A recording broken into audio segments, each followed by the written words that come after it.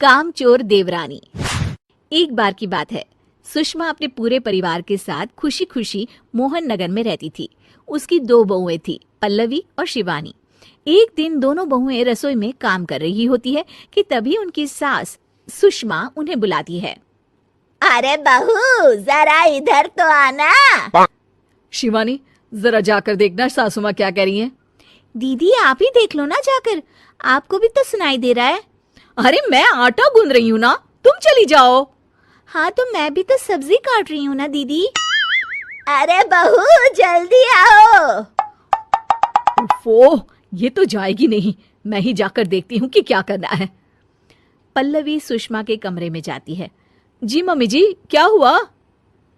शाम को घर पर कुछ मेहमान आने वाले हैं, तो तुम अच्छा सा खाना बना लेना बहू।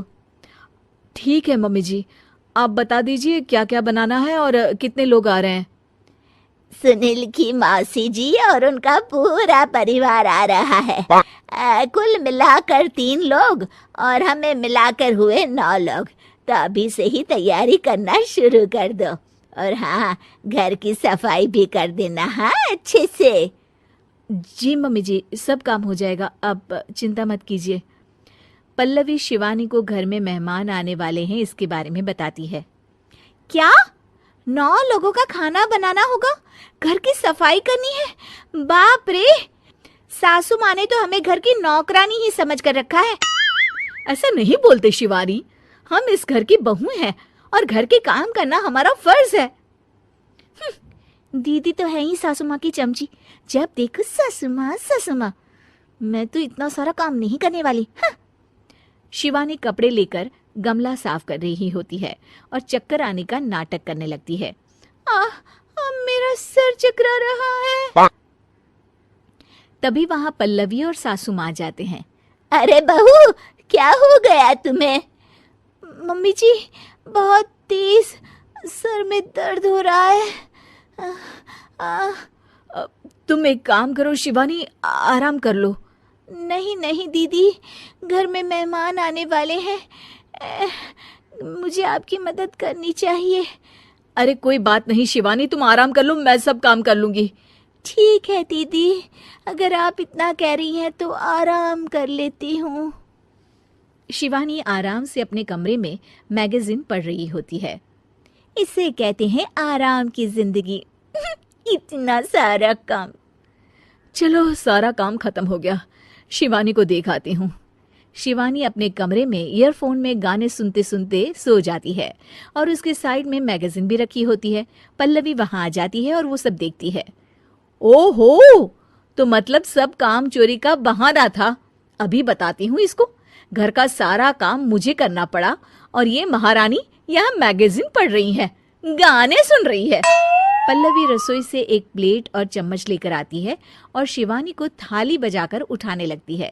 शिवानी अचानक से उठती है।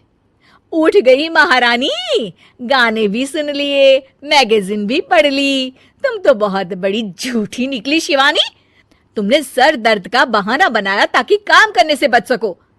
हाँ बनाया बहाना, तो क्या करती, इतने सारे काम करती। मुझे कोई शौक नहीं है चापलूसी का। क्या चापलूसी? तुम्हें लगता है कि मैं सारे काम चापलूसी के लिए कर रही हूँ? नहीं तो क्या। तभी वहां सासू माँ आ जाती हैं। अरे बहू, वो लोग बस आने ही वाले हैं, तुम तैयारियां कर लो। जी सासू माँ, तुझे तो मैं बाद में देखती हूँ। सब खाना खाने बैठते हैं और खाना शुरू करते हैं। तभी सुनील की मौसी बोलती है। वाह भाई वाह, खाना तो बहुत ही अच्छा बना है सुषमा जी, एक एक चीज में क्या स्वाद है।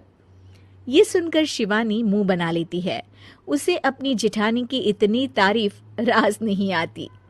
आपकी बहुएं तो बहुत ही अच्छा खाना बनाती हैं। हाँ बनाती तो दोनों ही अच्छा है, पर आज ना ये सारा खाना बड़ी बहू ने बनाया है। छोटी बहू की तबीयत ठीक नहीं थी, सो इसलिए। मानना पड़ेगा सुषमा जी, आपकी बड़ी बहू तो बहुत ही गुणवान है। पल्लवी की तारीफ सुनकर शिवानी को जलन होती है। पल्लवी ये सुनकर खुश हो जाती है और शिवानी की तरफ देखकर उसे चिढ़ाती है। कुछ देर बाद मेहमानों के जाने का वक्त हो जाता है। मौसी जी सबके लिए उपहार लाई होती है, वो सबको शगुन के पैसे देती हैं और अंत में पल्लवी के पास आती है। तुम्हारे लिए शगुन का लिफाफा तो है ही, पर बहू तुम्हें एक और उपहार भी मिलेगा इतना अच्छा खाना बनाने के लिए। मौसी अपने सोने के कंगन निकालकर पल्लवी को पहना देती है। ये लो, ये मेरे मनपसंद कंगन है, अब से ये तुम्हारे हुए। धन्यवाद मौसी जी। ये देखकर शिवानी तो पूरी तरह से जल जाती है और गुस्से से रसोई में चली जाती हैं। तभी वहां पल्लवी आ जाती है और उसे अपने कंगन दिखाने लगती है। देवरानी जी, अब आपका सर दर्द ठीक तो है ना? मुझे लगता है कि अब सर दर्द शुरू हो गया होगा आपका।